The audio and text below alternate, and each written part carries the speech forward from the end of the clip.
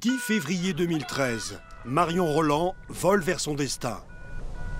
La skieuse des Deux Alpes déjoue tous les pièges de la piste de Schladming et franchit la ligne d'arrivée, la rage au ventre. Derrière elle, les favorites échouent une à une. Marion devient championne du monde de descente.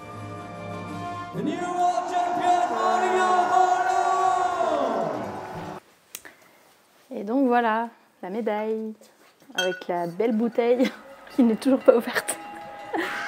C'est la libération, c'est toute l'énergie que j'ai donnée depuis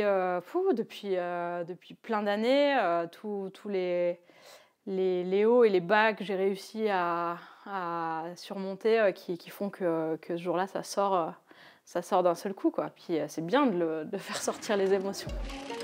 La médaille d'or comme une revanche sur la vie. Et ce rendez-vous manqué aux Jeux de Vancouver 3 ans plus tôt. Souvenir douloureux dont elle ressort brisée, corps et âme.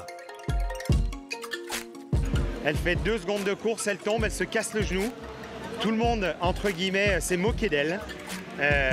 3 ans après, elle est championne du monde ici. C'est pas rien, championne du monde à Schladming sur une piste comme celle-là. Ça veut dire qu'on est une vraie descendeuse.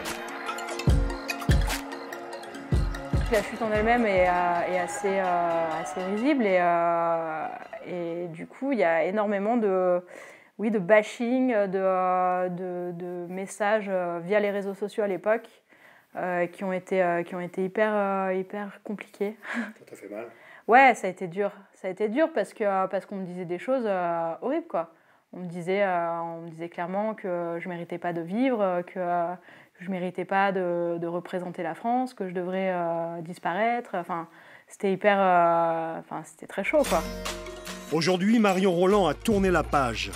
Monitrice de ski à Courchevel, elle coule des jours paisibles loin des caméras.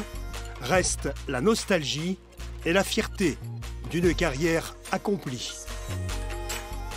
Moi, j'ai la chance d'arrêter ma carrière, alors pas avec beaucoup de podiums à mon actif, j'en ai que 3, mais j'ai quand même une médaille au championnat du monde.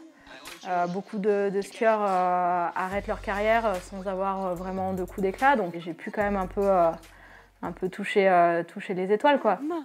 Des étoiles qui resteront gravées à jamais dans sa mémoire. Tous les regards de Marion sont dorénavant tournés vers sa famille et sa petite fille de 18 mois. Eh ouais, future skieuse. Un jour, elle lui racontera. Ah, dans l'oiseau.